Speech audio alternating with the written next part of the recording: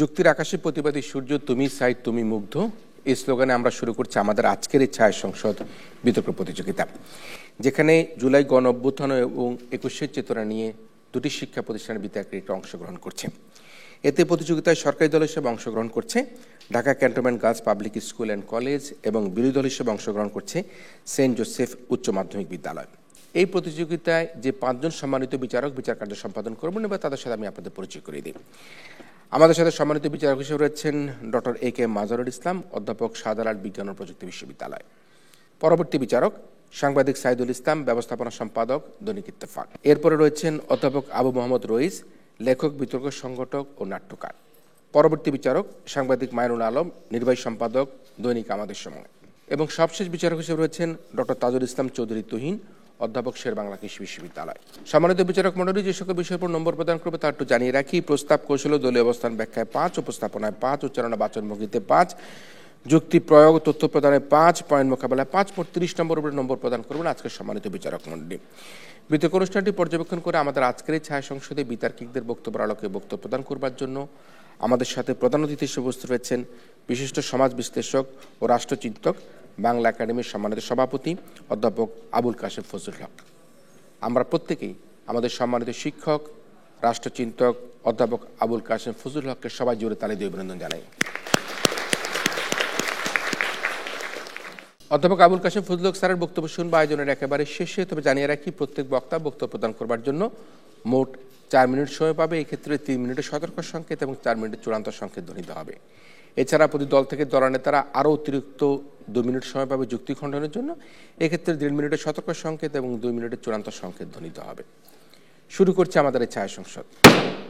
আমরা আমাদের আজকের প্রতিযোগিতার বিষয় এবং যারা বিতর্কে অংশগ্রহণ করছে একই সাথে আমাদের সম্মানিত বিচারকদের পরিচয় পেয়েছি। আমি শুরুতে আমাদের আজকের যে জুলাই গণ অভ্যুত্থান এবং ২১শে চেতনা নিয়ে ছায়া সংসদ, সেই ছায়া সংসদের প্রস্তাব উত্থাপন এবং উত্থাপিত প্রস্তাবের আলোকে বক্তব্য প্রদান করবার জন্য আহ্বান জানাচ্ছি মাননীয় প্রধানমন্ত্রী ও সংসদ নেতা, যিনি Dhaka cantonment girls public school and কলেজের দলনেতা ফারিয়া বিনতে কামাল অনন্তকে আহ্বান করছে তার বক্তব্য প্রদান করবার জন্য। আবার ফুটেছে দেখো কৃষ্ণচূড়া থরে থরে শহরের পথে, কেমন নিবিড় হয়ে, কখনো মিছিলে, কখনো বা একা হেঁটে যেতে মনে হয় ফুল নয় ওরা, শহীদের রক্তের বুদবুদ স্মৃতি গন্ধে ভরপুর। ২১-এর এই কৃষ্ণচূড়া আমাদের চেতনারই রং। তাই আজকের এই ছায়া সংসদ শুরু করছি ৫২ ও জুলাই গণ অভ্যুত্থানের শহীদদের প্রতি বিনম্র শ্রদ্ধা জানিয়ে। ধন্যবাদ মাননীয় স্পিকার আমাকে ফ্লোর প্রদানের জন্য।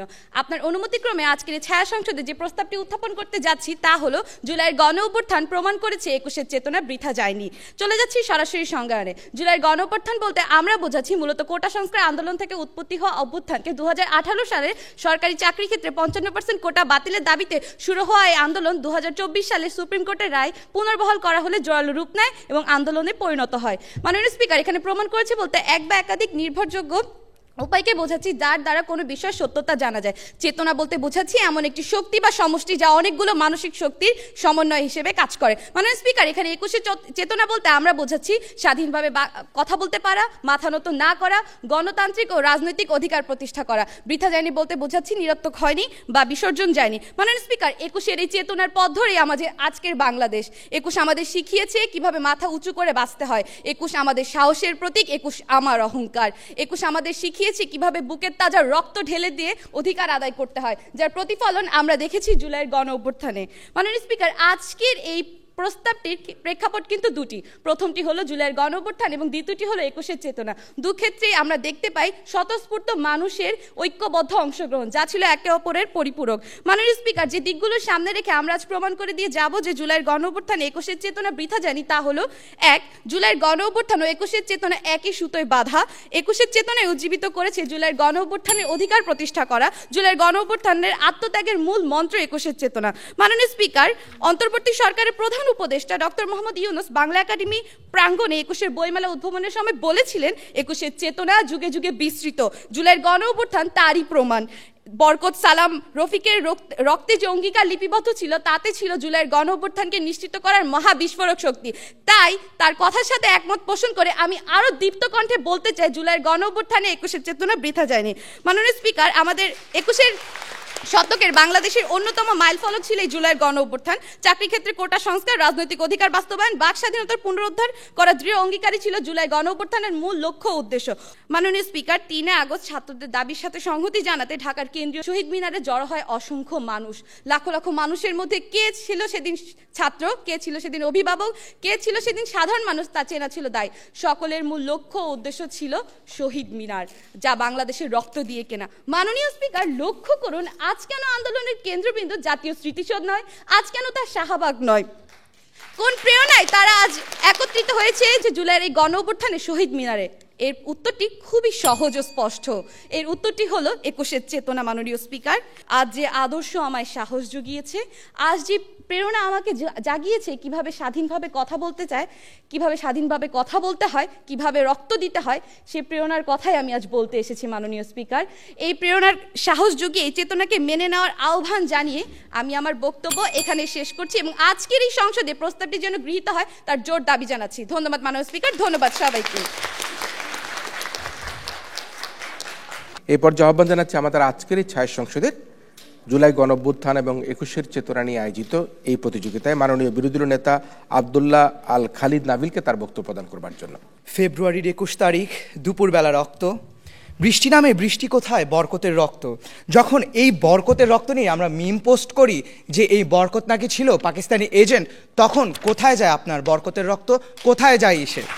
আপনি যখন প্রশ্ন ওঠে আমাদের মুক্তিযোদ্ধাদের সংখ্যা নিয়ে, প্রশ্ন ওঠে বীরাঙ্গনা কি আদৌ ছিল কি না, তখন প্রশ্ন জাগে কোথায় আমাদের এই ২১-এর চেতনা। যখন এর মধ্যেই কানে ভেসে আসে ২১শে ফেব্রুয়ারিতে ফুল দিতে গিয়ে ধর্ষিত চতুর্থ শ্রেণীর শিক্ষার্থী, যখন বেঁচে আছে বাসে সর্বসম্মুখে ধর্ষিত নারী, তখন কোথায় যায় এই ২১-এর চেতনা? বাস্তবতা যখন এমনই, মাননীয় স্পিকার, আপনাকে ধন্যবাদ জানিয়ে প্রধানমন্ত্রীর প্রস্তাবের প্রবল বিরোধিতা করে আমি আমার বক্তব্য প্রদান করছি। প্রধানমন্ত্রী আসলেন এবং বলে গেলেন তিনি সংজ্ঞায়নে তার কথায় ২১-এর চেতনাকে ভাষা এবং অন্যান্য কিছু মানদণ্ড বলেছিলেন। তার সাথে আমি কিছু যুক্ত করতে চাই। সংস্কৃতির কথা, ঐক্য, ভ্রাতৃত্ব এবং অসাম্প্রদায়িকের কথা, এবং তারপরে আসে ন্যায্য অধিকার আদায়ের কথা। মাননীয় স্পিকার, তিনি বলে গেলেন বাক স্বাধীনতার কথা। বাক স্বাধীনতা কখনো অন্যকে আপনি কষ্ট দিয়ে বাক স্বাধীনতা আদায় করতে পারেন না। এটি আমরা দেখতে পারি যখন আপনি ফেসবুকে ঢালাওভাবে পোস্ট দেন মাজার ভাঙার জন্য, আপনি ফেসবুকে সাম্প্রদায়িক পোস্ট দিয়ে ভরে ফেলেন, আপনি তখনই বাক স্বাধীনতার অপব্যবহার করছেন এবং এটি আমাদের এই গণ অভ্যুত্থান প্রমাণ করে। আপনি বললেন কেন্দ্রীয় শহীদ মিনারে এসেই নাকি সবাই কাজ করেছে। দেখুন, আপনি যখন বাক স্বাধীনতার নামে বলছেন কেন্দ্রীয় শহীদ মিনারে আপনি গরু জবাই দিবেন, এখানেই ২১-এর চেতনা বৃথা যায়। মাননীয় স্পিকার, তারপরে আসছি, আমরা আজকে দলীয়ভাবে ৫টি বিষয়ের উপর কথা বলে যাব। ভাষা, ২ সংস্কৃতি, ৩ ঐক্য এবং অসাম্প্রদায়িকতা, ৪ আইন শৃঙ্খলা এবং ৫ ন্যায্য অধিকার। মাননীয় স্পিকার, প্রথমে আসি আমাদের ভাষার কথায়। আমাদের মাতৃভাষা বাংলা, তবে সর্বস্তরে এই ভাষা এখনও প্রতিষ্ঠা পায়নি। কেন পাইনি? কারণ আমরা ব্যর্থ হয়েছি। বাংলা ভাষার, বাংলা সংবিধানের ৩ নং অনুচ্ছেদে আমাদের বলা আছে বাংলা ভাষা রাষ্ট্রভাষা। ৩-এর ১ ধারায় বলা আছে প্রত্যেক ক্ষেত্রে এটি প্রচলিত হতে হবে। কিন্তু কোথায় প্রচলন? আমরা উচ্চ আদালতে একটি আইনও দিতে পেরেছি, ফেব্রুয়ারি মাসে একটি আইন হয়তো বা পাশ হয় এই বাংলা ভাষায়, অন্য একটিও হয় না। কোথায় আমার বাংলার চেতনা, কোথায় আমার ২১-এর চেতনা? মাননীয় স্পিকার, প্রথম আলোর 18 জানুয়ারি 2025-এর এক প্রতিবেদনে বলা হয়েছে গত 5.5 মাসে 40টিও বেশি মাজার ভাঙা হয়েছে, বন্ধ করা হয়েছে লালন আখড়া, বন্ধ করা হয়েছে বিভিন্ন সাংস্কৃতিক অনুষ্ঠান, বন্ধ করা হয়েছে বাংলাদেশের সাংস্কৃতিক বসন্ত উৎসব। তার সাথে পরিশেষে এই বিষয়ে আপনি কি বলতে চান মাননীয় স্পিকার? আমার বোধগম্য হয় না।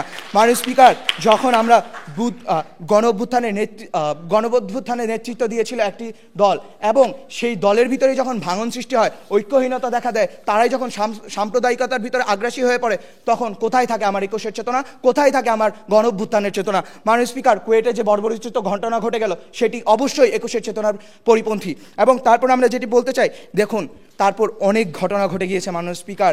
আমরা যদি একটু তথ্যের দিকে তাকাই, একটু তথ্যগুলো ঘাঁটি, তাহলে দেখতে পারবো আমাদের কি হয়েছে।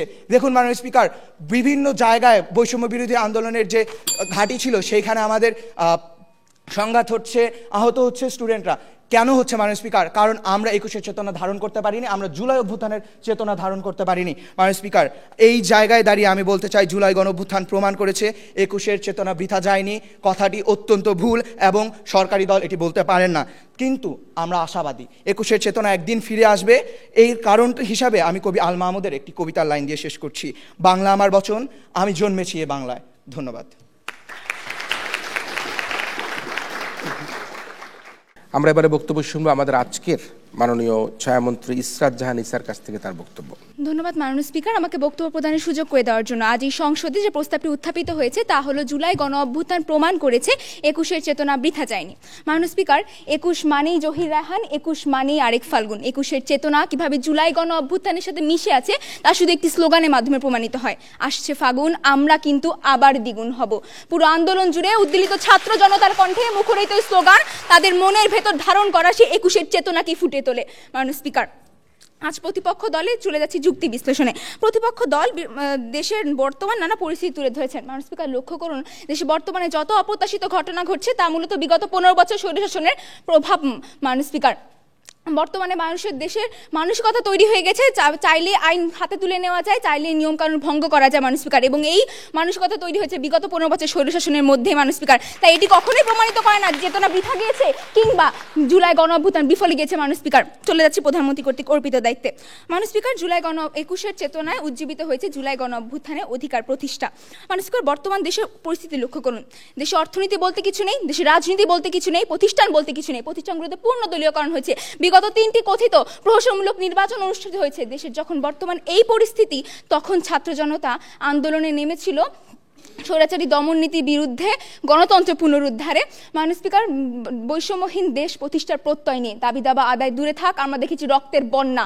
জাতিসংঘ মানবাধিকার বিষয়ক হাই কমিশনারের তদন্ত অনুযায়ী জুলাই অভ্যুত্থানে মারা গিয়েছেন 1400 জন শহীদ। মাননীয় স্পিকার, এদের বেশিরভাগের মৃত্যু ঘটেছে রাইফেল এবং বন্দুকের গুলিতে। মাননীয় স্পিকার, ন্যায় বিচার প্রতিষ্ঠার জন্য প্রাণ দিয়েছেন আবু সাইদ, মীর মুগ্ধ, ওয়াসিম আকরাম, তাহির জামান প্রিয় সহ আরো অনেকে। আমরা দেখেছি জুলাইয়ের রক্তিম আকাশ, যেমনটা দেখেছিলাম 52 ভাষা আন্দোলনে।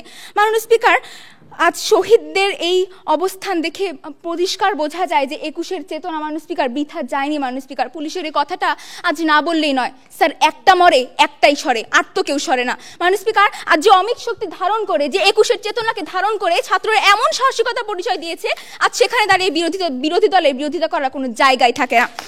মাননীয় স্পিকার, মাত্র একদিন আগে অনুষ্ঠিত হয়েছে আন্তর্জাতিক মাতৃভাষা দিবস। আন্তর্জাতিক মাতৃভাষা দিবস পদক অনুষ্ঠানে শান্তিতে নোবেল বিজয়ী মাননীয় প্রধান উপদেষ্টা ডক্টর মোহাম্মদ ইউনূস বলেছেন, 21 সকল অন্যায় অবিচারের বিরুদ্ধে রুখে দাঁড়ানোর প্রেরণা। মাননীয় স্পিকার, ডক্টর মোহাম্মদ ইউনূসের বক্তব্যে এটি আবারও স্পষ্ট হয় যে জুলাই গণ অভ্যুত্থানের মূল মন্ত্রই ছিল 21-এর চেতনা।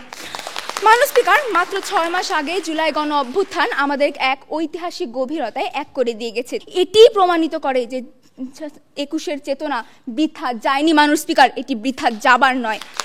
মাননীয় স্পিকার, সারা দেশে যখন কমপ্লিট শাটডাউন, তখন ছাত্র জনতা নিজেদের জীবনের ঝুঁকি নিয়ে সকল কিছু পরোয়া না করে রাস্তায় নেমেছিল। এ যেন 52 ভাষা আন্দোলন, যেদিন ছাত্র জনতা 144 ধারা ভঙ্গ করে রাস্তায় মিছিল বের করেছিল। মাননীয় স্পিকার, ছাত্ররা পথ দেখিয়েছিল আন্দোলনের দিকে। মাননীয় স্পিকার, আজকে তাদের এই প্রেরণা শক্তি বা চালিকা শক্তি, এই অমিত শক্তি কোথা থেকে এসেছে? মাননীয় স্পিকার, 21-এর চেতনা থেকে। মাননীয় স্পিকার, শুরু করেছে একটি স্লোগান দিয়ে, কিছু সময় চাচ্ছি, শুরু করেছি একটি স্লোগান দিয়ে, শেষও করবে একটি স্লোগান দিয়ে, আমি ছাত্র, আমি তুর্য, আমি আধারের বুক থেকে কেড়ে আনি নতুন সূর্য। ধন্যবাদ মাননীয় স্পিকার। এই প্রস্তাবটি যেন এই সংসদে গৃহীত হয় তার জোর দাবি জানিয়ে শেষ করছি। ধন্যবাদ সবাইকে। এরপর আহ্বান জানাচ্ছি আজকের ছায়া সংসদের মাননীয় বিরোধী দলীয় উপনেতা হামিদ শাহরিয়ার স্টারকে তার বক্তব্য প্রদান করবার জন্য। ধন্যবাদ মাননীয় স্পিকার, আজকের ছায়া সংসদে আমাকে আমার বক্তব্য উপস্থাপনের সুযোগ দেওয়ার জন্য।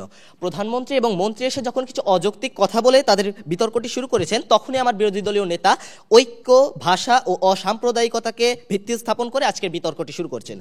প্রধানমন্ত্রী এসে বলে গেলেন 21 আমাদের শিখিয়েছে সাধারণ মানুষের অধিকার। কিন্তু প্রশ্ন হচ্ছে, আজ আমরা কি সাধারণ মানুষের অধিকারটি নিশ্চিত করতে পেরেছি মাননীয় স্পিকার?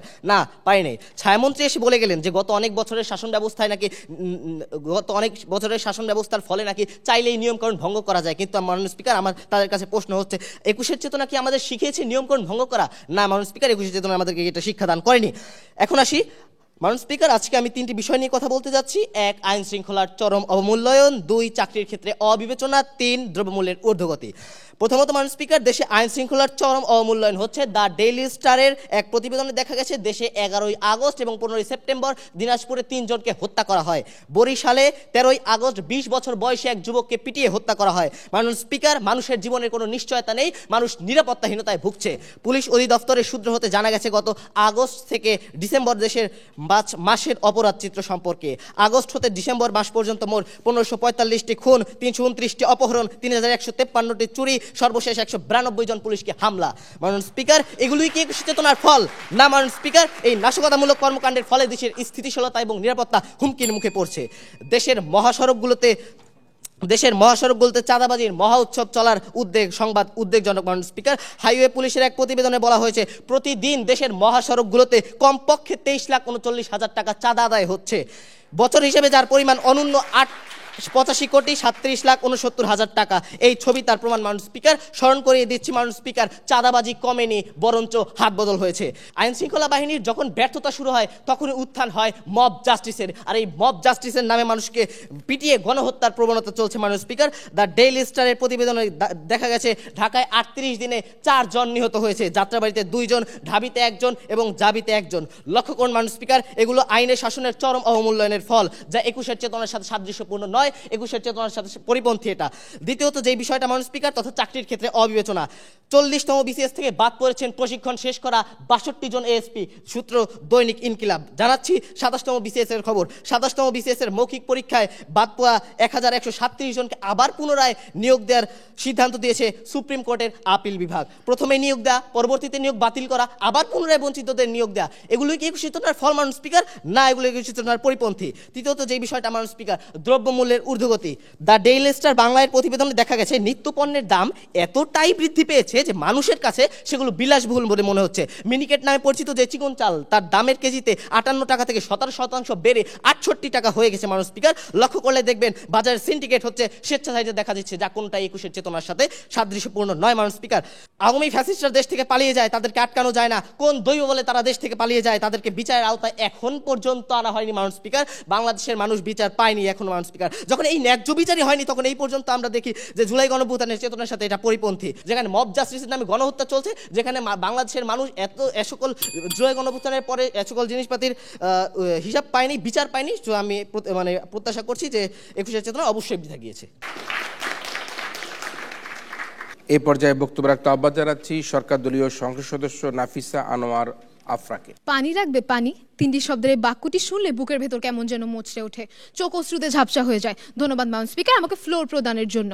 আজকে বিরোধী দলীয় নেতা বললেন যে আমরা বাক স্বাধীনতা নামে অপব্যবহার করছি, অথচ তিনিও জুলাই গণঅভ্যুত্থানের সময় মিম পোস্ট না করে পোস্ট করেছিলেন জুলাই গণঅভ্যুত্থান যাতে সফল হয়। মাননীয় স্পিকার, এখানে একুশে চেতনা স্পিরিট চলে আসে। আশা করি আপনি উত্তর পেয়ে গিয়েছেন। চলে যাচ্ছি প্রধানমন্ত্রী কর্তৃক অর্পিত দায়িত্বে। মাননীয় স্পিকার, আজকে সংসদে যে প্রস্তাবটি উত্থাপিত করা হয়েছিল সেটি হচ্ছে জুলাই গণঅভ্যুত্থান প্রমাণ করেছে একুশের চেতনা বৃথা যায়নি। মাননীয় স্পিকার, শুরুতে যা বলছিলাম যে পানি লাগবে পানি, মীর মুগ্ধেরই পানি দেওয়ার দৃশ্য দেখেছে পুরো বাংলাদেশ, হৃদয় কেড়েছে প্রত্যেকটি মানুষের। একদিকে মিছিলে মানুষের ঢল, অন্যদিকে বৃষ্টির মতো গুলি উপেক্ষা করে মীর মুগ্ধের এই মানবিক চেতনার সর্বোপরি আত্মহত্যা কোত্থেকে এলো মাননীয় স্পিকার? হ্যাঁ, বলছি একুশের চেতনার কথা।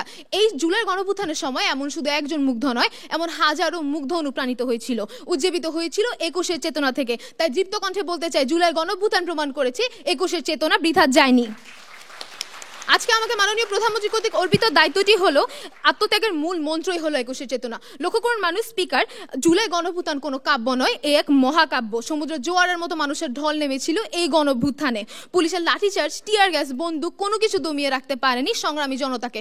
উচ্চবিত্ত থেকে প্রান্তিক জনগোষ্ঠী পর্যন্ত প্রত্যেক শ্রেণীর মানুষ অংশগ্রহণ করেছিল এই গণঅভ্যুত্থানে। মাননীয় স্পিকার, রংপুর বিশ্ববিদ্যালয়ের ছাত্র আবু সাইদের দৃশ্য কে না দেখেছে? পুলিশের গুলির সামনে তার বুক পেতে দেওয়ার জন্য বাংলাদেশের মানচিত্র।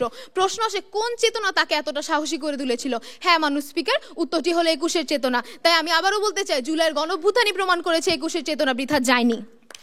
মাননীয় স্পিকার, পুলিশের সাজোয়া যান থেকে ইয়েমেনের নিথর দেহ টেনে হিচড়ে ফেলে দেওয়ার দৃশ্য যেমন দেখেছে বাংলার প্রতিটি মানুষ, তেমনই দেখেছে পুরো বিশ্ব, কাঁদিয়েছে প্রত্যেককে। নিজের আপন ভাই রাব্বিল লাশ কাঁধে নিয়ে নিজের বোন মিছিল করা, প্রতিবাদকারীদের আদালত প্রাঙ্গণ থেকে তুলে নিয়ে যাওয়া, পুলিশের ভ্যানের সামনে দাঁড়িয়ে একলামের আমার উপর দিয়ে গাড়ি চালা বলে হুঙ্কার, মোড়ে মোড়ে খাবার এবং পানি নিয়ে মায়েদের প্রতিবাদকারীদের খাইয়ে দেওয়া সহ এমন কোনো প্রতিবাদের প্রতিছবি কি বাকি ছিল যা ভাষা আন্দোলনের সঙ্গে সাদৃশ্যপূর্ণ নয়? প্রশ্ন রয়ে গেল প্রতিপক্ষের কাছে। মাননীয় স্পিকার, একুশের ব্যাখ্যায় আছি, পরে নিচ্ছি। মাননীয় স্পিকার, একুশের চেতনা যেভাবে আমাদের 52, 62, 69 এবং 71 জয় এনে দিয়েছিল, ঠিক একইভাবে জুলাই গণঅভ্যুত্থানও আমাদের জয় এনে দিয়েছে একুশের চেতনা। মাননীয় স্পিকার, তাই আবারও বলতে চাই, জুলাই গণঅভ্যুত্থান প্রমাণ করেছে একুশের চেতনা বৃথা যায়নি। তাই আজ আমি বলতে চাই যে তাদের মধ্যে 21-এর চেতনা ছিল বলেই তারা বলতে পেরেছিল বুকের ভেতর অনেক ঝড়, বুক পেতেছি গুলি কর। মানুষ স্পিকার, প্রতিপক্ষকে এটি বিশ্বাস করতেই হবে যে 21-এর চেতনা আমাদের হৃদয়ের চেতনা। 21-এর চেতনা সকল অন্যায় অবিচারের বিরুদ্ধে রুখে দাঁড়ানোর মূল মন্ত্র। মানুষ স্পিকার, একটি দেশে যখন সাফল্যের পথে যাবে তখন নানা ধরনের সমস্যার সম্মুখীন হতে হয়। তার বলে যে 21-এর চেতনা উপেক্ষা করা সম্ভব তা নয়। এবং তাই আমি বলতে চাই আমাদের দেশে যতবার লাল সবুজের পতাকা উড়বে ততবারই আমরা বলবো 21-এর চেতনা বৃথা যায়নি, 21-এর চেতনা বৃথা যাবার নয়। লক্ষ্য করুন মানুষ স্পিকার, আজকের এই বিতর্কটি কোথায় অবস্থান করছে। আমার দলের মন্ত্রী এসে বিষয়টি অধিকারের সাদৃশ্য নিয়ে কথা বলেছেন, বিরোধী দলের উপনেতা সেই বিষয়টিকে আবারও তাদের দলীয় অবস্থান প্রতিষ্ঠিত করতে পারেনি এবং তার পরবর্তীতে আমি এসে প্রমাণ করে দিয়েছি কিভাবে দুই ক্ষেত্রেই ত্যাগের মূল মন্ত্র একই সূত্রে গাঁথা ছিল। তাই মানুষ স্পিকার, আজকের এই সংসদে যদি এই প্রস্তাবটি গৃহীত হয় তার জোর দাবি জানিয়ে আমি আমার বক্তব্য এখানেই শেষ করছি। মানুষ স্পিকার,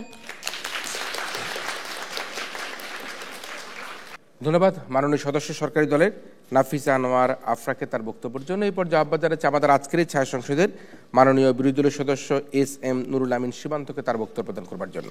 যুক্তির আকাশে প্রতিবাদী সূর্য, তুমি সাইদ তুমি মুগ্ধ স্লোগানের সুরে শুরু করতে চাই আমার বক্তব্য। মাননীয় স্পিকার, প্রথমেই বোঝা দরকার আমরা কখনোই জুলাই গণ আন্দোলনকে বিরোধিতা করতেছি না, আমরা কখনোই বলতেছি না জুলাই গণ আন্দোলন খারাপ। আমরা কি বলার চেষ্টা করছি, প্রথমত আমি প্রমাণ করে দিয়ে যাব কেন আমার সরকারি দল যেসব কথাগুলো বলে বর্তমান প্রেক্ষাপটে দাঁড়িয়ে এগুলো কেন খাটে না। প্রথমত তারা এসে আমাকে বাক স্বাধীনতার কথা বলে, তারা এসে আমাকে রাজনৈতিক ও গণতান্ত্রিক স্বাধীনতার কথা বলে। তাহলে তখন কোথায় থাকে আপনার রাজনৈতিক ও গণতান্ত্রিক স্বাধীনতা যখন মহামান্য রাষ্ট্রপতি ডক্টর মোহাম্মদ শাহাবুদ্দিনকে 21শে ফেব্রুয়ারিতে শহীদ মিনারে ফুল দেওয়ার জন্য বাধা দেওয়া হয়? তখন কোথায় থাকে আপনার রাজনৈতিক স্বাধীনতা? আপনি বাক স্বাধীনতার কথা বলেন, তখন কোথায় থাকে আপনার বাক স্বাধীনতা যখন কোনো একটা রাজনৈতিক দলের বিরুদ্ধে কথা বললে দুর্বৃত্তরা আপনার সন্তানকে এসে কুপিয়ে হত্যা করে? তখন কোথায় থাকে আপনাদের স্বাধীনতা?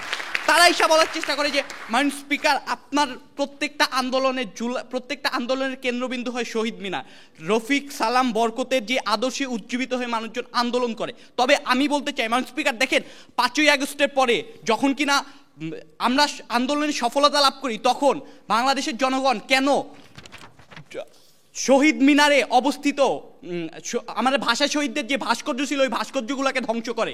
কেন শহীদ মিনারকে ভাঙচুর করে? আমি এই প্রশ্নের উত্তর চাই। তবে কি এটাই 21-এর চেতনা? না, এটা 21-এর চেতনা না। এভাবেই যায় 21-এর চেতনা বৃথা। মাননীয় স্পিকার, আমি বলতে চাই আমার 21-এর চেতনা আসলে কি? 21-এর চেতনা ভাষার চেতনা, বাক স্বাধীনতার চেতনা, বাংলা সংস্কৃতির চেতনা, ঐক্যের চেতনা। অর্থাৎ প্রত্যেকটা জিনিস এখন কি আমরা পাচ্ছি না? কেন পাচ্ছি না? দেখেন 1952 সাল ছিল একটি বীজ এবং সেই বীজের চূড়ান্ত ফলাফল পাই আমরা 1971 সালে। ঠিক এভাবেই যখন কিনা জুলাই গণ আন্দোলন আমরা করি, এটা ছিল একটি বীজ, কিন্তু এর ফলাফল আমরা পাচ্ছি না। আমরা বাংলাদেশে কোনো অধিকার নিশ্চিত করতে পারছি না। আশা করি আপনি উত্তর পেয়েছেন। এখন দেখেন স্পিকার, আমরা কি ভাষার চেতনা রক্ষা করতে পারি না? পারি না। কেন পারি না? কারণ প্রতিনিয়ত আমরা ইংরেজি শব্দ ব্যবহার করি এবং ইংরেজি শব্দের অনেক বেশি পরিমাণ চর্চা করি। দ্বিতীয়ত বাক স্বাধীনতার কথা বলেন, কোনো রাজনৈতিক দলের বিরুদ্ধে আপনি কথা বলতে পারেন না, কারণ আপনাকে দুর্বৃত্তরা, আপনার সন্তানকে দুর্বৃত্তরা এসে কুপিয়ে হত্যা করে। এখন দেখেন স্পিকার, এই যে 52 সে একটি বীজ এবং 1971-এর চূড়ান্ত ফলাফল। আমরা মুক্তিযুদ্ধে 52-র ঐক্যতার মাধ্যমেই মুক্তিযুদ্ধ অর্জন করতে পেরেছি স্বাধীনতা। কিন্তু এই জুলাই গণ আন্দোলন পর কি আপনি সেটা লক্ষ্য করতে পারেন না? কারণ জুলাই গণ আন্দোলন পর প্রত্যেকটি রাজনৈতিক দলের মধ্যে বিরোধ, কেউ চায় সংস্কার, কেউ চায় স্বাধীনতা, কেউ বা নিজের রাজনৈতিক প্রতিপত্তি বিস্তার করার লক্ষ্যে অপরাধে জড়িয়ে পড়ে। এটাই কি আসলে 21-এর চেতনা? না, এটা 21-এর চেতনা না। স্পিকার, দেখেন তারা বলতে চায় যে জহির রায়হান, ধীরেন্দ্রনাথ দত্ত এরাই হচ্ছে 21-এর চেতনা। হ্যাঁ, আমিও মানি এরাই 21-এর চেতনা, কিন্তু এই বুদ্ধিজীবীদের সম্মানকে আমরা এখন রক্ষা করতে পারি না। কেন পারি না? কারণ যখন টঙ্গীর শফিউদ্দিন সরকার একাডেমি অ্যান্ড কলেজের সিনিয়র শিক্ষক মুস্তফা কামাল স্যারের মতো হাজারো শিক্ষককে আপনি অবমাননা করেন, তার নামে খারাপ স্লোগান দিয়ে তাকে অবমাননা করেন, তখন কি আপনি বুদ্ধিজীবীদের সম্মান রক্ষা করতে পারেন না? পারেন না। আমাদের মূল বক্তব্য এখানেই ছিল যে আমাদের দেশে যখন কিনা জুলাই গণ আন্দোলনের পর এত খারাপ ঘটনা ঘটে, এত খারাপ জিনিসগুলো হয়, তখনই কি আপনি বলতে পারবেন 21 চেতনা রক্ষিত না? অবশ্যই 21 চেতনা রক্ষিত না। ধন্যবাদ সবাই। আমরা তিনজন বক্তার বক্তব্য শেষ করেছি। এই পর্যায়ে আহ্বান জানাচ্ছি আমাদের আজকের এই ছায়া সংসদে মাননীয় বিরোধী দলের নেতা আব্দুল্লাহ আল খালিদ নাবিলকে পুনরায় তার 2 মিনিট বক্তব্য প্রদান করবার জন্য। আমি প্রথমে একটি কথা বলি, আমাদের সরকার দল আজকে দুইটি কথা প্রমাণ করে দিয়ে গিয়েছেন, যেটি হচ্ছে ঐক্য এবং প্রতিবাদের দিক থেকে আমাদের গণঅভ্যুত্থান একসাথে এক সুতায় গাঁথা। আমিও মেনে নিচ্ছি আপনার কথা, কিন্তু আপনার এখানে বিশ্বাস করতে হবে যে এইখানে আমাদের ভাষা আন্দোলনের মূল স্লোগানটি ছিল রাষ্ট্রভাষা বাংলা চাই, সেখানে আপনারা ভাষার কথা বলতে পারেন নাই। আমরা যখন বলে যাই ভাষার অবমাননা হচ্ছে, আমরা যখন বলে যাই ভাষাকে বিকৃত করা হচ্ছে, তখন আপনারা ব্যর্থ হন প্রমাণ করতে যে ভাষাকে কিছু করা হয়। আমরা আমাদের বক্তব্যে ভাষা সংস্কৃতি কিভাবে ধ্বংস করছে এই গণঅভ্যুত্থান, তারপর কিভাবে আমাদের ঐক্য ভ্রাতৃত্ব নষ্ট হয়ে যাচ্ছে। দেখুন মাননীয় স্পিকার, 52 ভাষা আন্দোলন আমাদেরকে কোথায় নিয়ে গিয়েছিল? ঐক্যবদ্ধভাবে অসাম্প্রদায়িকভাবে আমাদেরকে 71 মুক্তিযুদ্ধ পর্যন্ত নিয়ে গিয়েছিল, আমাদেরকে স্বাধীনতা অর্জন করিয়েছিল। কিন্তু কোথায় তা? আজকে যখন গণঅভ্যুত্থানের পর আমরা ভুলে যাই আমরা কিসের জন্য আন্দোলন করেছি, আমরা ভুলে যাই একতা, ভুলে যাই অসাম্প্রদায়িকতা। আমরা যখন সাম্প্রদায়িক হয়ে মানুষকে আক্রমণ করি, আমাদের বিরোধী মতকে দমন করি, তখন কোথায় আপনাদের ঐক্য, কোথায় 21-এর চেতনা? কেন হচ্ছে বৈষম্য বিরোধী ছাত্র আন্দোলনের মধ্যে বিভাজন? কেন হাসনাতকে অবাঞ্ছিত ঘোষণা করা হচ্ছে? কেন সংঘর্ষ হয় বৈষম্য বিরোধী ছাত্র আন্দোলনের অফিসে? কেন তারা কষ্ট পায়? কেন এই বিভাজন? কারণ আপনারা এই 21-এর চেতনা ধারণ করতে ব্যর্থ হয়েছেন, আপনারা এই গণ আন্দোলনের চেতনা ধারণ করতে ব্যর্থ হয়েছেন। এই জায়গায় দাঁড়িয়ে আমরা বলতে চাই যে 21-এর চেতনা ব্যর্থ হয়েছে। ধন্যবাদ মাননীয় স্পিকার, আমার বক্তব্য এখানে শেষ করছি। এই পর্যায়ে সর্বশেষ ওয়াইন্ড আপ সেশনে আহ্বান জানাচ্ছি মাননীয় প্রধানমন্ত্রী তথা সংসদ নেতা ফারিয়া বিনতে কামাল অনন্তকে পুনরায় যুক্তিখণ্ডন পর্বে ওয়াইন্ড আপ সেশনে তার সর্বশেষ বক্তব্য প্রদান করবার জন্য। বিরোধী দলীয় নেতা শুরুতে বলে গেলে 9 বছরের শিশুর ধর্ষণের কথা। আপনাদের জানাতেই বলছি, attorney general advocate Mohammad Shah Asaduzzaman বলে গিয়েছেন গত 15 বছরে 700-এরও বেশি মানুষকে করা হয়েছিল গুম, 1000-এরও বেশি মেয়েকে করা হয়েছিল ধর্ষণ এবং প্রায় 4000-এরও বেশি মানুষকে করা হয়েছিল হত্যা। আর তা হয়েছিল এই ফ্যাসিস্টদের জন্য। আর আমরা এই আন্দোলন, এই গণঅভ্যুত্থান করেছিলাম সেই ফ্যাসিস্টদের দমন করতে। এবং তা কেন করেছিলাম? তা করেছিলাম 21-এর চেতনার কারণেই উজ্জীবিত হয়ে। আমাদের জুলাইয়ের গণঅভ্যুত্থানে মাত্র 6 মাস পূর্ণ হয়েছে। এই 6 মাসেই কি আমরা 15 বছরের ফ্যাসিস্টদের সকল অপকর্ম ঢেকে দিয়ে নতুনভাবে দেশকে বিনির্মাণ করতে পারবো? তবুও বলে যেতে চাই মাননীয় স্পিকার, নৈরাজ্য ও ছাত্রভঙ্গন যদি হয়েই থাকতো, তাহলে আন্দোলন পরবর্তীতে কেন সকল ছাত্র একত্রিত হয়ে ট্রাফিক পুলিশের কাজ করেছিল? কেন আমাদের মন্দির ভাঙায় পাহারা দিয়েছিল মাদ্রাসারই শিক্ষার্থীরা? মাননীয় স্পিকার, সাইদের যদি ফ্যাসিস্টের তাড়ানোর কোনো ইচ্ছা না থাকতো, যদি ছিল শুধু সাধারণ মানুষকে অধিকার আদায় করে দেওয়ার জন্য লড়াই করা, তাহলে আমিও বলে যেতে চাই জুলাইয়ের গণ অভ্যুত্থান কিন্তু শুধুমাত্র ফ্যাসিস্টদের জন্যই ছিল না, ছিল সাধারণ মানুষের অধিকার আদায়ের জন্য। যা হয়েছিল এই ফ্যাসিস্ট দমনের মধ্য দিয়ে। মাননীয় স্পিকার, জুলাইয়ের গণ অভ্যুত্থানে আমাদের সাংসদ এবং আমাদের মন্ত্রী যেভাবে বলে গিয়েছেন, তার পরিপ্রেক্ষিতে বিরোধী দলীয় মন্ত্রী ও উপনেতা বারবার বলে যাচ্ছেন তার 21-এর চেতনা মেনে নিয়েছে। আমাদেরও তো বক্তব্য এখানেই মাননীয় স্পিকার, আমরাও তো বলছি জুলাইয়ের গণঅভ্যুত্থানে 21-এর চেতনাই আমাদেরকে এই পর্যন্ত এগিয়ে নিয়ে এসেছে। তাই আজকের এই সংসদে এই যৌক্তিক বিষয়টি যেন অবশ্যই গৃহীত হয়, তার জোর দাবি জানিয়ে আমি আমার বক্তব্য এখানেই শেষ করছি। ধন্যবাদ মাননীয় স্পিকার, ধন্যবাদ সবাইকে। ভাষা আন্দোলনে যারা শহীদ হয়েছে, যারা জীবন দিয়েছে, তাদের আত্মত্যাগের বিনিময়ে কিন্তু আমরা পরবর্তীতে আমাদের যে যতগুলি গণ অভ্যুত্থান ঘটেছে, যতগুলি বিজয় অর্জন করেছে, সেই বিজয়গুলো আমরা খুঁজে পেয়েছি। আমরা 21শে ফেব্রুয়ারিকে মাতৃভাষা হিসাবে আমরা পেয়ে থাকলেও কি আমরা মাতৃভাষাকে কি সারা বাংলাদেশে এখনো পর্যন্ত প্রতিষ্ঠা করতে পেরেছি? আমাদের দেশে যে অন্য অন্য ক্ষুদ্র নৃতাত্ত্বিক যে ভাষাগুলো রয়েছে, তাদের মর্যাদা কি আমরা সমুন্নত করতে পেরেছি? 41টি জাতিগোষ্ঠীর ভাষাকে কি আমরা আমাদের সম অধিকার প্রতিষ্ঠার ক্ষেত্রে আমরা আমাদের জাতিগতভাবে তাদেরকে আমাদের সম অধিকারের জায়গায় নিয়ে আসতে পেরেছি? আমাদের 14টি ভাষা বিপন্ন হয়ে গেছে, 11টি ভাষা বিপন্ন হওয়ার পথে রয়েছে। চা বাগানে কতজন মানুষ কন্দ ভাষায় কথা বলে সেটিকে আমরা জানি। সৌর ভাষায় মাত্র একজন মানুষ কথা বলে। সে একজন মানুষ যদি মরে যায়, তাহলে সেই সৌর ভাষাটা কি অবস্থা হবে? খাড়িয়া ভাষাটি পুরোপুরি জানে মাত্র 2জন মানুষ। সেই 2জন মানুষ যদি খাড়িয়া ভাষা থেকে তারা মৃত্যুবরণ করে, তাহলে সেই ভাষাটি আমাদেরকে সংরক্ষণ করতে পারবো, ইতিহাসকে আমরা রক্ষা করতে পারবো। 8জন প্রবীণ ব্যক্তি রং চেমটা ভাষায় তারা কথা বলে থাকেন। এই যে ছোট ছোট নৃতাত্ত্বিক ভাষাগুলি, নৃতাত্ত্বিক মানুষগুলো যারা আদিবাসী মানুষ রয়েছে, তাদের শিল্প সংস্কৃতি সাহিত্য রয়েছে, সেগুলি কি আমরা সমমর্যাদায় আমরা রক্ষা করতে পারছি কিনা? সে কারণের জন্য কিন্তু আমরা মনে করি আমাদের এই যে ভাষা শহীদদের আন্দোলন, ভাষার আন্দোলন, আমাদের এই যে 21-এর চেতনা, জুলাই গণ অভ্যুত্থান, সবগুলি কিন্তু সফলতা অর্জন করতে গেলে আমাদের বাংলাদেশের সকল মানুষের জাতিগত ভেদাভেদকে বলে একসাথে কাজ করতে হবে। আমরা জুলাই বিপ্লবকে দেখেছি বাংলাদেশের ইতিহাসের একটা জঘন্যতম অধ্যায় ছিল, যে অধ্যায়ের মধ্যে দিয়ে ছাত্র জনতা তাদের তাজা বুকের রক্ত ঢেলে দিয়ে ফ্যাসিস্ট সরকার, আওয়ামী সরকারকে তারা বিতাড়িত করতে তারা সমর্থ হয়েছিল। এবং আমাদের যে 62, 69, 70, 71 এর ধারাবাহিকতাই কিন্তু আমরা আমাদের জুলাই বিপ্লবকে পেয়েছি। যেই বিপ্লবের মধ্যে আমরা দেখেছি যে পুলিশ তার স্বরাষ্ট্রমন্ত্রীকে বলছে যে একজনকে গুলি করলে একজন সরে, কিন্তু বাকিরা তো সরে না।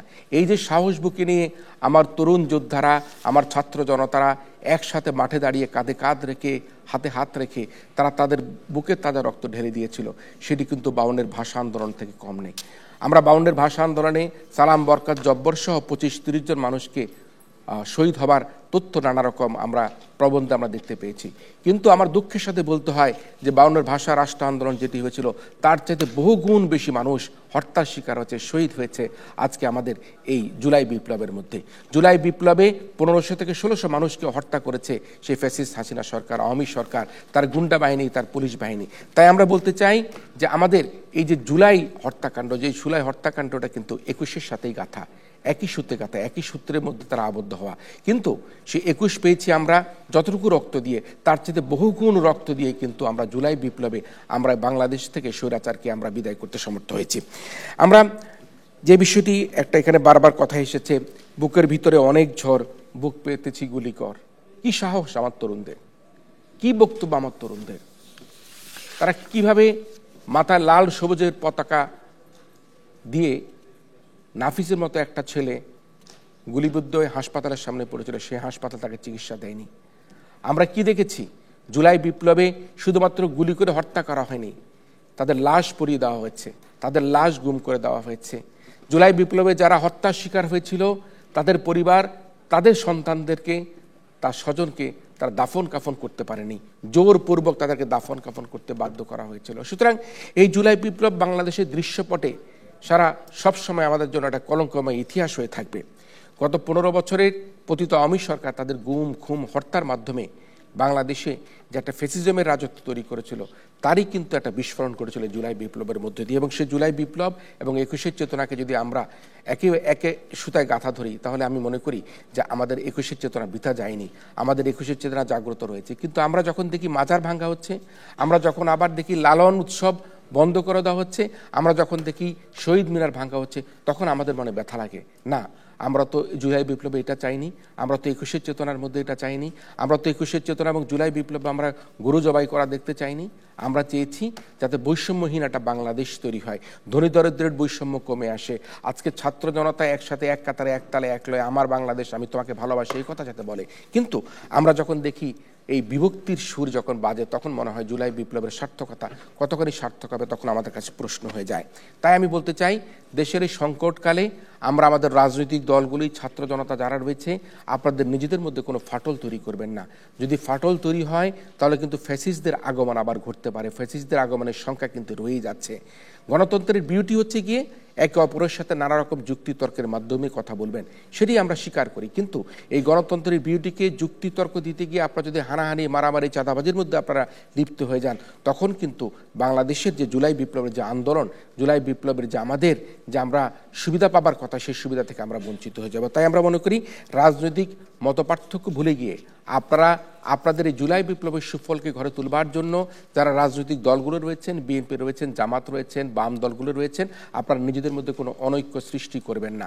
ছাত্ররা যারা রাজনীতি আসছেন নিশ্চয়ই রাজনীতি করবার তাদের অধিকার রয়েছে। ছাত্ররা এবং যারা সিনিয়ররা রয়েছেন সবাই মিলে কিন্তু বাংলাদেশের ভবিষ্যৎ বাংলাদেশকে গড়ে তুলবার জন্য আপনারা একসাথে কাজ করবেন বলে আমরা আশা করতে চাই।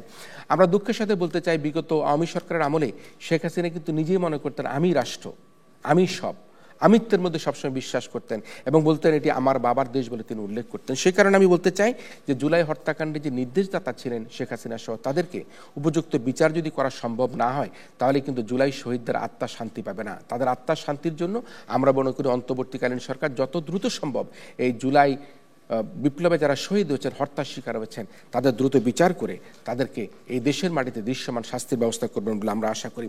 আমরা একটা বিষয় দুঃখের সাথে বলতে চাই, সেটি দেখেন যে পতিত আওয়ামী সরকারের প্রধান, তার বোন এবং তার মুজিব পরিবারের সকলে কিন্তু দেশ থেকে পালিয়ে গেল। মুজিব পরিবারের বড় কোনো নেতা বা নেত্রী কিন্তু বাংলাদেশে নেই, কিন্তু তারা তাদের অন্যান্য নেতাকর্মীকে বাংলাদেশ থেকে ফেলে গিয়ে বিপদগ্রস্ত করে গিয়েছে। তারা সামাজিকভাবেও তারা কোথাও যেতে পারছে না, পারিবারিকভাবেও তারা কোথাও যেতে পারছে না। এই যে পতিত আওয়ামী সরকারের মুজিব পরিবারের সদস্যরা তাদের যে নেতৃত্বের দলটি, দলের সদস্যদেরকে ফেলে দিয়ে দেশ থেকে চলে গিয়ে আজকে বিপদগ্রস্ত করেছেন। তাই আজকে এই আওয়ামী লীগের রাজনৈতিক ভবিষ্যৎ কী হবে সেটা কিন্তু দেশের জনগণই বিবেচনা করবেন। তবে আমি একটা কথা বলতে চাই, 21শে চেতনা জুলাই বিপ্লব তখনই সফল হবে যখন আমরা গণতান্ত্রিক চর্চাকে আরও অধিক গণতন্ত্রের দিকে নিতে পারবো। আমরা যখন বাংলাদেশের সম্যতার ভিত্তিতে আমরা ধনী দরিদ্রের বৈষম্যকে কমিয়ে আনতে পারবো। আমরা যখন রাজনীতিতে হানাহানি মারামারি বন্ধ করে আমরা সঠিক রাজনৈতিক চর্চা করতে পারবো, তখনই কিন্তু আমাদের জুলাই বিপ্লবের সফলতা আমরা অর্জন করতে পারবো। আমি আমার বক্তব্য শেষ করলাম। এই পর্যায়ে আমি আহ্বান করছি আমাদের আজকের অনুষ্ঠানের সম্মানিত প্রধান অতিথি রাষ্ট্রচিন্তক অধ্যাপক আবুল কাশেম ফজলুল হক স্যারকে প্রধান অতিথি হিসেবে তার বক্তব্য প্রদান করবার জন্য। ধন্যবাদ।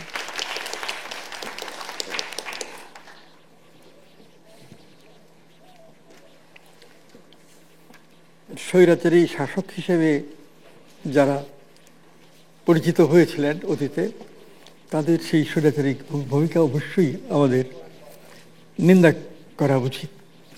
আর সেই স্বৈরাচারী ভূমিকায় অবস্থান নিয়ে কোনো সরকার শেষ পর্যন্ত সম্মানজনকভাবে ক্ষমতাচ্যুত হয় না, নানাভাবে মর্যাদা হারা অবস্থায় ক্ষমতাচ্যুত হয়। আমাদের এই বর্তমান ঐতিহাসিক পর্যায়ে সেই ঘটনাই ঘটেছে।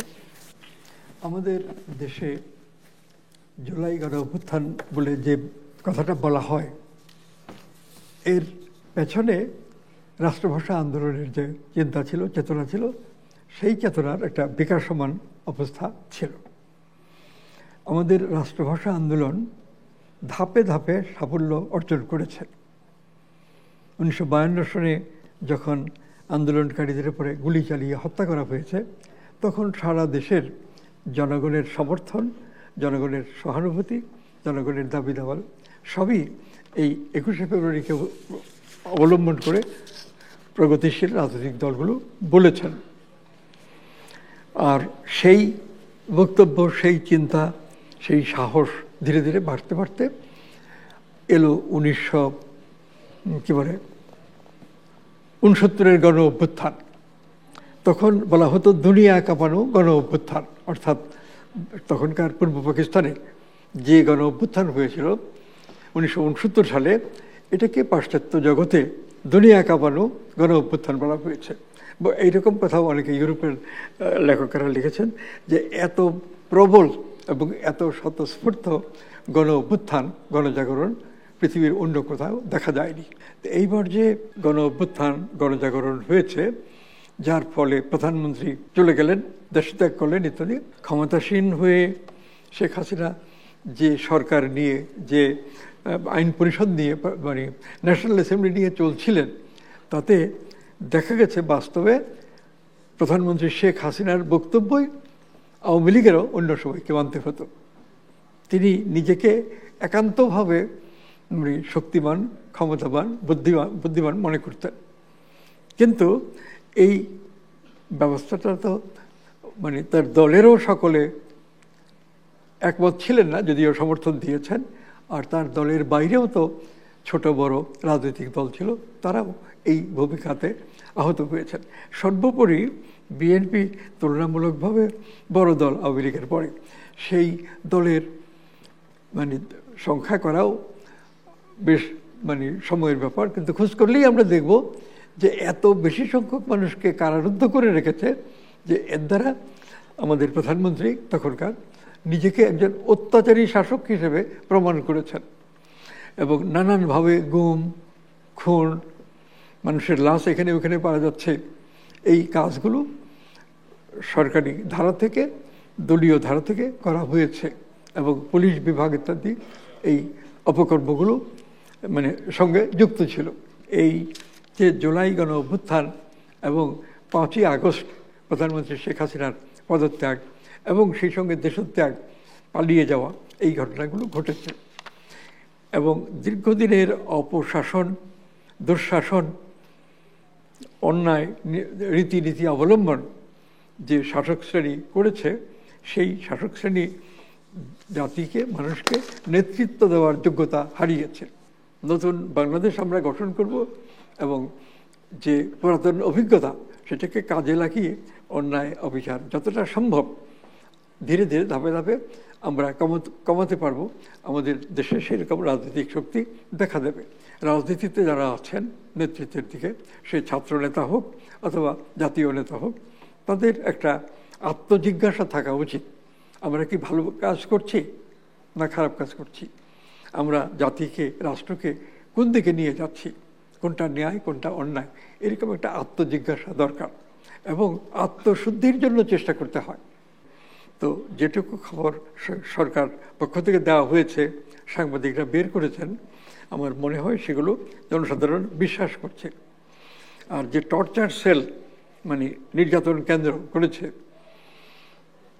নানাভাবে, এইগুলোর খবরও এখন ব্যাপকভাবে আসছে এবং তাতে দেখা যায় যে বহু মানুষকে এই বন্দি রেখে তাদের উপর শারীরিক নির্যাতন চালিয়েছে, কষ্ট দিয়েছে। অনেকে বেঁচে আছেন কিন্তু গায়ে সেই যন্ত্রণা নিয়ে, এবং এই জাতীয় আরও নানান অত্যাচার যারা একটা মানুষের সারা গায়ে তারা করেছে পরিকল্পিতভাবে, একেবারে ঠান্ডা মাথায়। তো এইগুলো বিচার অবশ্যই হওয়া উচিত। সহানুভূতি থাকবে আমাদের, মানবিক সহানুভূতি, কিন্তু এইসব ক্ষেত্রে তো সহানুভূতি তারা আশা করতে পারে না। অবশ্যই আইন অনুযায়ী তাদের বিচার, এবং আইন অনুযায়ী বিচার করতে গেলেই দেখা যায় এদের তো ফাঁসি হবে। আর আগে শেখ হাসিনা ক্ষমতায় থাকাকালে অন্যদের বিরুদ্ধে, বিশেষ করে বিএনপির বিরুদ্ধে, মানে ইননিউমারেবল, অর্থাৎ সংখ্যা করা যায় না, এত বেশি মানুষকে কারারুদ্ধ করেছে, নানাভাবে নির্যাতন করেছে, অনেককে মেরে ফেলেছে গুম করে নিয়ে। তো এইসবের বিচার অবশ্যই স্বচ্ছতার সঙ্গে করা উচিত। শেখ হাসিনা ভারতে আশ্রয় নিয়ে আছেন এবং বিচারের প্রয়োজনে দেশে তাকে আনা দরকার, এবং ভারতের সঙ্গে বাংলাদেশের যেসব চুক্তি আছে তাতে এই বন্দি নাগরিককে, বাংলাদেশের নাগরিক বাংলাদেশে পাঠিয়ে দেওয়ার প্রত্যর্পণ চুক্তি আছে। এখন বাংলাদেশ সরকার দাবি করছেন শেখ হাসিনাকে বাংলাদেশে ফিরিয়ে আনতে সহায়তা করার জন্য। এখনও ভারত এই সম্পর্কে কোনো কথা বলছে না এবং শেখ হাসিনা ভারতেই আশ্রয় নিয়ে থাকছেন। তো এই ক্ষেত্রেও দেশবাসী দাবি করেন যে শেখ হাসিনাকে অবশ্যই ভারত থেকে ফেরত আনতে হবে এবং ভারত সরকার চুক্তি অনুযায়ী ফেরত দিতে বাধ্য, এবং সেইটা যদি দেয় তাহলে সেটা বাংলাদেশের জন্য কল্যাণকর হবে। আমরা আশা করি যে এই তত্ত্বাবধায়ক সরকার সেই ধারার সূত্রপাত করে যাবেন। আমাদের ফলাফল কিন্তু হাতে চলে এসছে। হানা ভোট নিয়ে নিব। জুলাই গণঅভ্যুত্থান প্রমাণ করেছে 21-এর চেতনা বৃথা যায়নি। যারা এই প্রস্তাবের পক্ষে আছে হ্যাঁ বলুন। প্রস্তাবের পক্ষ দল হ্যাঁ বলুন। যারা এই প্রস্তাবের পক্ষে আছে হ্যাঁ বলুন। যারা এই প্রস্তাবের বিপক্ষে আছে তারা না বলুন। যারা প্রস্তাবের বিপক্ষে আছে না বলুন। প্রস্তাবের বিপক্ষ দল না বলুন। জুলাই গণঅভ্যুত্থান প্রমাণ করেছে 21-এর চেতনা বৃথা যায়নি। এই শীর্ষক এই প্রস্তাবটি এই ছায়া সংসদে গৃহীত হয়েছে।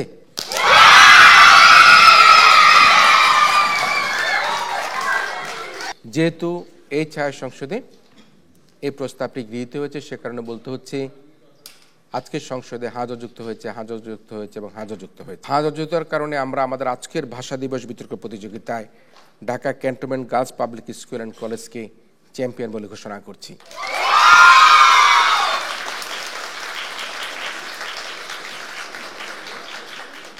অভিনন্দন রইল Dhaka cantonment girls public school and কলেজকে। তবে আমি সেন্ট জোসেফ হায়ার সেকেন্ডারি স্কুলের 3 জন বক্তাকে দারুণভাবে ধন্যবাদ জানাই। তারা চমৎকারভাবে এক্সট্রাম্পল তারা তাদের বক্তব্য দিয়েছে। খুব সামান্য নম্বরের ব্যবধানে জয়লাভ করতে পারেনি। আজকের এই প্রতিযোগিতায় আমরা সেন্ট জোসেফ উচ্চ মাধ্যমিক বিদ্যালয়কে রানার আপ হিসেবে ঘোষণা করছি।